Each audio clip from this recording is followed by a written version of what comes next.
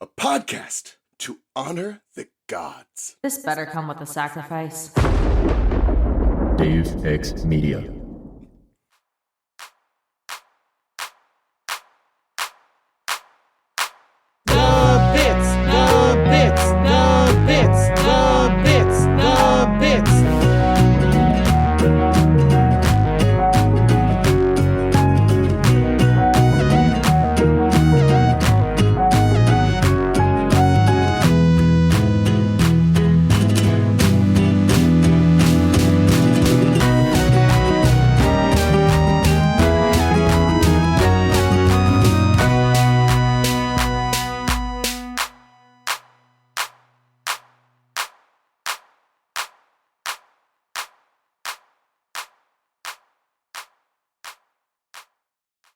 Welcome to The Bits, hosted by your favorite jam buds, Charlie. And Robert. Hey, Charlie. Hey, Robert. You know, I'm pretty sure we're going to record this episode, we're going to record another one, and then I'm pretty sure that'll be all. That will be all, Pearl. Which is coincidentally the name of the episode we're looking at today, Season 4, Episode 15, That Will Be All, which premiered on February 2nd, 2017, which doesn't feel like a real year. No, not really. Neither does 2026, though. Yeah, with 2027 more than halfway looming. 2027 is looming in the distance, but the distance is getting ever closer. Disgusting. Terrible. How dare. Charlie, did the postman bring us any post? Do I start crying again? I forgot. I always forget what I'm supposed to be doing. Can I plead? Please? I don't think we've pled before. Yeah, go plead for it. Let me get down on my knees and say, please send us your posts. I beg of you. Charlie, get up off your knees. This ain't that kind of show. Oh, sorry. I didn't want to make Mac jealous. Yes, we would like for you guys to send us some posts so we can react and respond. It'll be so fun. But until then, you want to start talking about Steven Universe? Yeah, we could do that. I think that would be a fun idea. We could do that. All right. So, once again... Last time on Steven Universe, Steven and Greg were in the zoo and they got captured by some amethysts. Now, the thrilling conclusion. Yeah, all the amethysts are... They're brought to a room and all the amethysts are looming at them. It's pretty cool how they have these little openings in the wall. Do they go into the wall when they're not needed? Reminiscing, it reminds me of kindergarten, like the kindergarten structure. Yeah, I guess that's just literally how amethysts sleep. And then, all the amethysts start walking around Greg and Steven. They start snapping their fingers and pulling out switchblades, and it's like, you're coming to the wrong part of town. And then they burst into song. I mean, that's pretty darn close to what happens. They bring our girl, Amethyst. One of them's holding her, and Amethyst's like, oh no, they found me out! Guys! You gotta get us out of here! Ah! Punked. The cameras come out. Ha ha. You got pranked! Let! Yeah. Oh man. So yeah, these amethysts, as it turns out, came from Earth. They were made in the Prime and the Beta kindergartens, and Amethyst is friends with all of them. She's her official designation name. We get this, I guess, canonically for the first time for any of the crystal gems. She is I think we got Sapphire's cut, didn't we? Way back when, or Ruby's cut? Possibly Sapphires and definitely Paradox. I mean, who is now a crystal gem. So true. I was talking about OG crystal gems. Anyway, Amethyst official designation is Facet 5 cut 8XM. Yeah, it's pretty cool. Okay, they say that these amethysts are from Earth. My headcanon is that maybe all amethysts are from Earth. It seems like Earth was where they made pretty much every quartz. Yeah. Gem, it seems. All the amethysts, all the jaspers, all the rose quartzes, it's Quartz Haven over there. Something's going on. Earth was just a breeding ground for all the quartzes. It was a Quartzapalooza. Truly. And they're all from the Prime Kindergarten. They were yeah. Whoa, all of us popped out and we were waiting for our last one. It was our girl. It was our Amethyst. She popped out a little too late, a few thousand years too late, but still. Yeah, everything's okay. And Carnelian, one of the other gems in the room, is yay, I'm not the shortest anymore, because she's also a little shorty. And then we got a Jasper named Skinny, because she's literally skinny. A little skinny Jasper. She's thin like a bean. Charlie, when you walk into a room of people and you realize you're not the shortest person there, do you also go like, I'm not the shortest person here? Yes. And I found out that I tend to be one of the taller people at my job. I have this theory that short people work with kids so they can feel tall. There's a line from a show, that 70s show, where there's a wiener dog on a table, and the main character walks in, he's like, why is the dog on the table? And his mom says, well, sometimes he likes to feel tall. You know what? Valid. Do you like to feel tall? I do. That's why I wear my boots, like, every day. Hell yeah. They give me another inch. Hey, yo. So Skinny is the only one who's from the beta kindergarten. Everyone else, I believe, is from the prime kindergarten. And Steven and Greg are like, hey, cool, we gotta introduce... we gotta get out of here. Like we gotta get the fuck out of here now. Like, zoinks, we got Greg. It's time for the escape plan part of this mission. Yeah. And just as like they are about to like escape and run off, Holly Blue Agate walks in and she's like, Pearl, stay out here. We don't need you. That'll be all, Pearl, you know? And she walks in with Ruby and Sapphire and she's like, oh, you useless quartzes all out here not doing anything when there's a diamond here. Blue Diamond has returned. Yeah. It's a wonderful entrance for her. Like, her back is turned while all the other crystal gems are like, oh my god, Steve and Greg, they're right there. And they have to like hide them quickly. The Amethyst hides them. And yeah, she's... Holly Blue is scary. I mean, until she's not, but we're getting ahead of ourselves.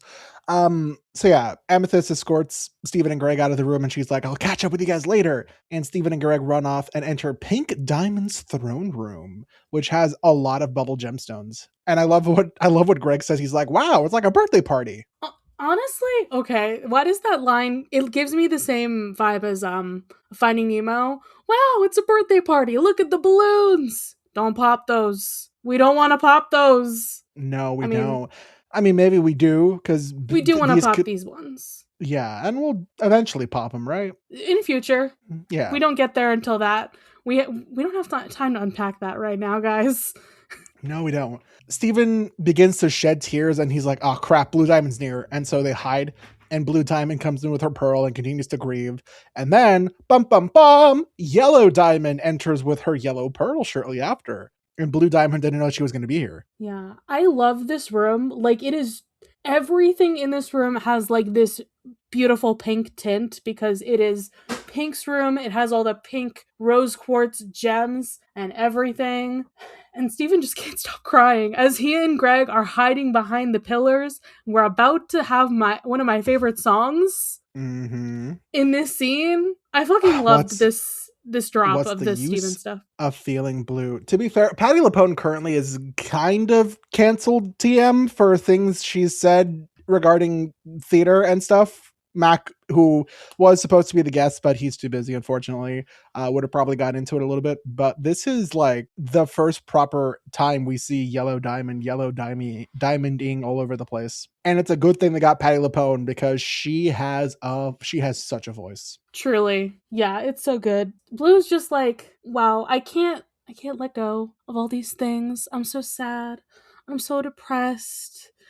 We can't get rid of these rose quartzes. We can't get rid of those humans. We can't even get rid of those amethysts. They were all pinks. They were all hers. And that's why we have the Pearls sing a song to make Blue feel better. Amazing. I love the Pearl harmonies here. The Pearl harmony, because Patti LuPone's voice is a lot deeper, so the voice actresses for the two Pearls, who I think it's the same. All the Pearl, it's Dee, which, you know, we mentioned Dee Dee last episode. Yeah. Yep. Yeah, we're not going to do that again, but it's really funny how she can just it's really great how she can slightly alter the pitch of her voice while still sounding like a Pearl, but also especially in her singing. Like, she's very talented. It's a shame she's, believes in certain things. Yeah. So Yellow Pearl is kind of like higher and Blue Pearl is kind of like just softer in general. And I love how I would have said that. Lower because like yellow Pearl, like Blue Pearl is associated with Blue Diamond, who's like sad, and Yellow Pearl is associated with Yellow Diamond, who's more bold. True. But like Yellow Pearl is like, my diamond. And Blue Pearl is like, my diamond. You know, I mean, it's lower, but it's also just softer in general. Yeah, I'm not a voice actor, but I enjoy the subtleties of all the differences they have here. So do we have to like unpack this song, these lyrics? I mean, yeah. So, what's the use of feeling blue? It's Yellow Diamond talking to Blue Diamond being like, why are you sad? There's no point in it. It's like, she's gone. It's sort of like the darker bastardized version of It's Over, Isn't It? I guess. But in that song, Pearl's like, she's gone, but I can't move on. And in this song, Yellow Diamond's like, she's gone, move on. Get the fuck over it. The thing is, as we know, because we've seen this show and we understand these characters, Yellow is also not over it. She just hides her feelings and suppresses all of them. Whereas Blue is like always in her feelings and cannot get past them. Right. Is like, yeah, it's very interesting. But they all need therapy. Who's going to be the therapist for all of these gems? Steven, because he's here to help. Steven's here to help. Steven's here to help. Help Steven. Help Steven. No, we can't get there yet. We're not here yet. Yeah, so Yellow's like, there's armies have uses, come on, they fight wars. Sapphires have uses, they can tell you what they're for, because they know everything, they know the future. And Agate terrifies, so presumably that is like her job, is like being some kind of general maybe, and like barking orders at people and or scaring the enemy. It's kind of unclear what they have to do. But Lapis terraforms. Okay, that's why they have the water powers. They terraform the planets so that the gems can like make their kindergartens and populate with more gems. Is pretty good. Also, the pearls are dancing, and tell me that like this song was already gay because it's Yellow and Blue and they're gay. There's no heterosexual explanation for Yellow and Blue Diamond, but the pearls are dancing in the corner to entertain. Yeah, that's also like pretty gestures. Gay. They're just dancing like jesters. Blue's got to be strong. She has to be a leader and everything. Like, just stop being so sad. You're just sitting in a corner, not doing shit. And Yellow's over here fighting all the good fights. Not really good fights, though. Yeah, and Yellow just wants to get rid of everything. She wants to destroy Pink's legacy because then she doesn't have to think about it. Yeah, which is exactly how you should handle your grief. Just destroy everything that reminds you of the person you're grieving so that you can't be reminded of them. Yeah, and the end of this song is just so good because it's like, what's the use of feeling, Blue? And then it's what's the use of feeling? What's the use of feeling? Gang, what's the use of feeling? Steven's here to help. Steven's here to help. Help Steven. Help Steven. Help Steven.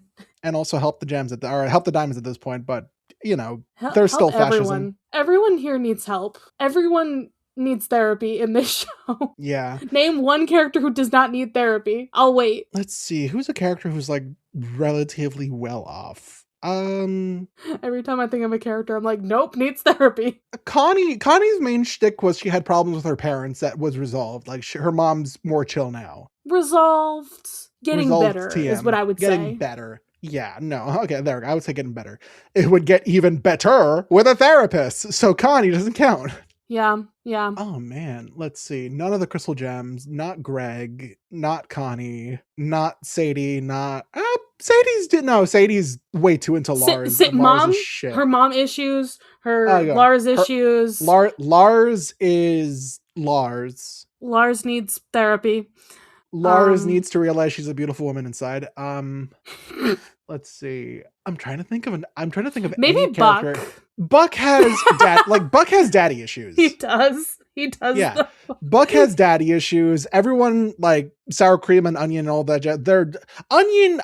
I mean, he's weird, but like he doesn't have anything mentally wrong with. I mean, no, he also has daddy issues. He also has like, my dad works far and long away from me, and that's why I act out issues. You know what? Who doesn't need therapy? It's Vidalia, because she's just like, I'm painting. Yeah, I'm being mindful every day. I'm gonna paint. I'm gonna drink my wine. Maybe Amethyst will come join me. I'm having a great time. My husband will come back from the sea at some point. It's going to be great. She's dealt with her shit. Yeah. Okay. Shout She's out to doing great. Vidalia. Shout out to Vidalia, a queen amongst women. Truly. We Hmm. love her. We stan. Speaking of queens and royalty and women, but not women because they don't have gender, Holly Blue, Ruby, and Sapphire into the room. And Holly Blue greets Blue Diamond nervously before she also realizes, oh, Yellow Diamond is here. My diamond. They do like the shit. And the diamonds are like, why the fuck are you here? And she's like, well, Blue Diamond, your Sapphire has completed her special delivery. And Blue Diamond's like, I never asked a Sapphire for a special delivery. And Sapphire, I love this joke because I'm a sucker for literal gags, literally has ice building up around her. And Steven's like, she's freezing up. Yeah. It's so cute. God, the stress in this scene is so real because like Sapphire and Ruby don't want Blue to recognize them. And Pearl just like nopes out after she opens the door. She hides behind the wall. It's like, I don't need either of these diamonds to know who the fuck I am. And like, you could write that off as like just not even noticing that that's happening. On a rewatch, you fucking know. They would probably recognize her as well. So Ruby is so cute. Just secretly grasps Sapphire's hand, and Sapphire's like, okay. Breathe. I foresaw that you would want more humans. I just, I knew it. And Blue's like, it's true. I did. I want more humans. I want to preserve Pink's legacy. And then Yellow asks Sapphire, has the cluster erupted? And, and Sapphire, says no, like a liar. And Yellow's like, perfect. So we can still go and like see it one last time or something along those lines. You're all dismissed. Or as you will, that will be all. Yep. And so all of them get out of that room, including Steven and Greg. Holly Blue has not turned around yet. And she's just like leading the group on, talking to only Sapphire because she's the only person who matters here, of course. She's like, oh my god, 2 diamonds in one day, one of them visiting twice. You knew this was gonna happen the whole time. Oh my goodness, like, this is insane, wild. I wish I could have been made for Yellow. She's so strong and confident, but of course, I would never forsake Blue Diamond, my diamond, our diamond. Pink Diamond, no. And they go past the amethysts who are like, oh god, we know exactly what's about to happen. This ain't gonna be good. And they make it all the way to the ship, and Holly Blue has not noticed that the humans are with them. No, and they almost make it on. I love how she has her eyes closed at pivotal moments, like, and they sneak past her, and she's like, nothing can make this day wrong. And then she just sees Greg and Steven like about to step into the ship, and it's like, oh, well, we're caught. And don't forget, Amethyst isn't shapeshifted anymore, too. So now she's like, wait, what? What's going on here? Who are you? What is the meaning of this? And she gets out her weapon, an electrified whip? Bruh! She terrify. But Garnet's here. Garnet can handle electricity. And she's like, get on board the ship. Go. Pearl and Amethyst tie Holly Blue up, and Garnet punches her. But like, I love the fake out where she gets her gauntlet ready and then she just punches her with the non-gauntlet hand in the gut. Like, yeah, I love the sound Holly makes. She's like, oh, yeah, which I guess implies, there's like a stomach or something that she was punched in that actually hurt enough to bring her down. Unclear. I don't know. But she's like, oh, all of you will be shattered for this. The diamonds will all know. And then Pearl's like, you're really going to tell the diamonds what just happened here? That you let like all of these renegade gems in here to steal a human into your highly secure facility? Really? Huh? You sure you aren't going to get shattered yourself? Yeah. Which we love good reverse psychology. And I love the fucking little like toodaloo that Pearl does as to get on the ship and get in. And then they escape and they immediately go into hyperdrive. Yep. Pearl gets to say that will be all, Holly Blue. Mm-hmm. And Greg says this is the 3rd craziest weekend he's ever had. I want to know about the first 2. Listen, Greg was a party animal rock star in the 80s or like the 90s. There's no way he wasn't having crazy weekends all the time. I'm going to say the second one was probably some other gem related thing. And the first one is something with drugs. I mean, the lovey-dovey cute answer is that both of his weekends would be the one where he met Rose and the one where he tried to fuse with her. Possibly. But were those weekends? We have yet to know this information. If we ever get Rebecca Shirker on this podcast, we're going to be like, confirm the days, confirm a timeline. Confirm Greg's craziest weekend and his second craziest weekend. And while you're at it, Just for confirm his us. fourth, since we have you here. And that's the end of the episode. Hey, Charlie, Hey, Robert. would you like to head over to the Crystal Temple? We're back on Earth, so we can do some. Crystal Temple trivia. What's the Use of Feeling Blue is the first song in the series solely sung by Homeworld Gems. During her song, Yellow Diamond mentions that an agate terrifies, suggesting their role is to act as shock troops and taskmasters, and that a lapis terraforms, suggesting that lapis lazulis play a role in preparing worlds for colonization. And for cultural references, Holly Blue Agate says, if you want to get something done, you just do it yourself, which is a quote from Charles Guillaume Etienne. Amethyst spinning around to tie up Holly Blue Agate likely pays homage to how heroes tie up villains in old-fashioned superhero cartoons, particularly those of Hanna-Barbera era. And now for Charlie's favorite section. Continuity? This episode continues from the zoo. Skinny and Carnelian's holes from the Beta kindergarten were presumably shown in Beta, the two debuted in this episode. Yellow Diamond does the same That Will Be All gesture that Peridot and Holly Blue Agate did in Back to the Barn and Gem Heist, respectively. During the song, What's the Use of Feeling Blue? Yellow Diamond mentions an attack, presumably foreshadowing the events of Reunited. And now for our Pearl Points. Who are we giving our Pearl Points to, Charlie? What if I gave it to Yellow and Blue Pearl? Because they harmonize great, man. They did a good harmony. They did a good little dance. I feel like I need to give it to Yellow and Blue Pearl, or maybe all three pearls. Actually, can I just give the Pearl Point 3 ways to pearls? Sure, The all pearls. 3 pearls. I want to give mine to Amethyst because I'm just happy she made friends. Amethyst. And now for the question. What's the third craziest weekend you've had, Charlie? You make me think about this like right now, right on the spot. You think Yeah. I'm gonna remember? Remember every single weekend you've ever had, and then remember which one is the third craziest. I got ADHD. I can't remember a single thing in my life. Especially not when I'm put on the spot. How about this? Just name a crazy weekend that you had in your life that you feel like sharing. Yeah. A crazy weekend for me. Let's see. So the craziest, I guess the craziest weekend or like party or whatever was I went to a Halloween party once and I drank a lot of Everclear, which is like pure alcohol. And it got me really drunk and I felt like shit. And it was like probably the most I partied ever in my entire life. Fun? Question mark? It was an experience. Fun. Well, we can look back on this in a few years through therapy. Yeah, you forget I don't drink. I know. I did have a shirtless party in college once. Ooh. Again, I did not drink. Hell yeah. That means you're bold enough to do things sober. Exactly. I'm just a fun person. You're a You really don't fun need to have person. alcohol to have fun, guys. Nope. Well, Charlie, thank you for making a podcast with me. Thank you for making a podcast with me, Robert. Fuck fascism. Fuck fascism. And as always, if every podcast were perfect, We wouldn't have the bits. bye. Bye-bye.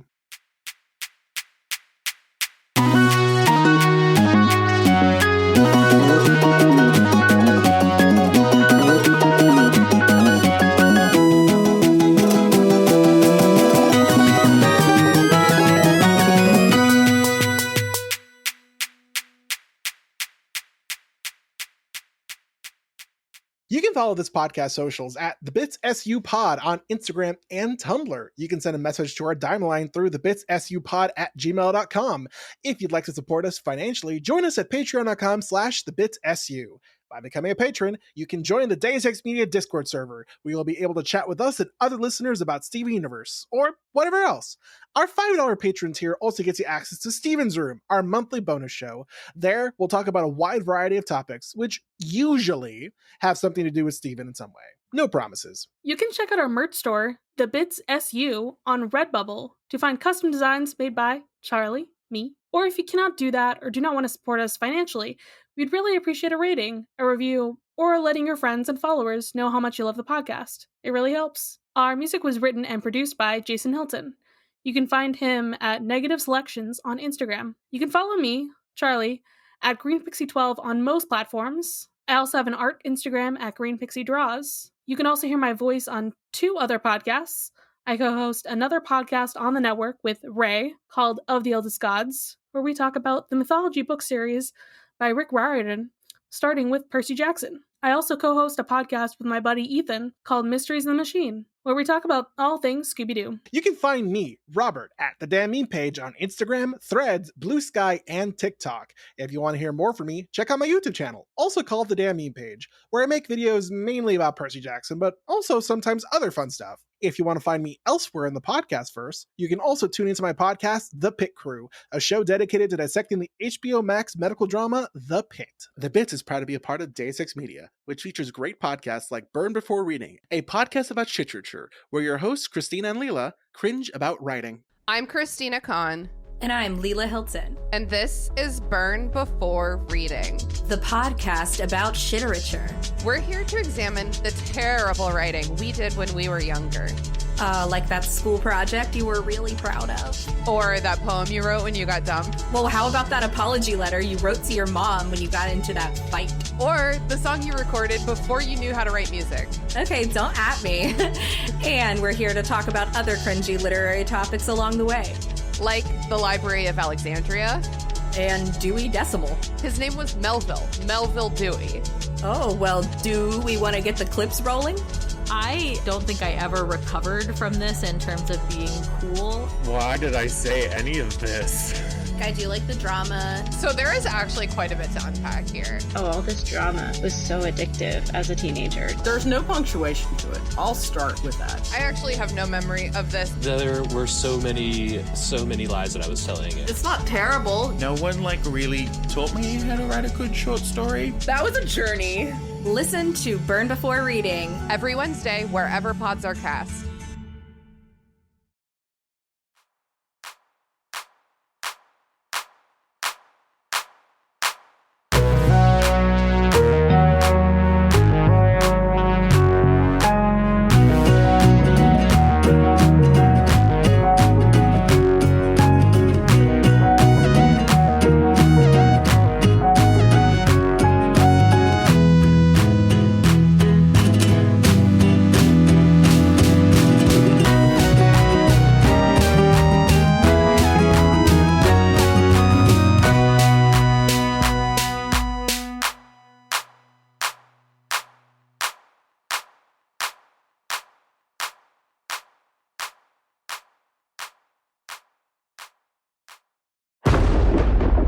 Deus Ex Media.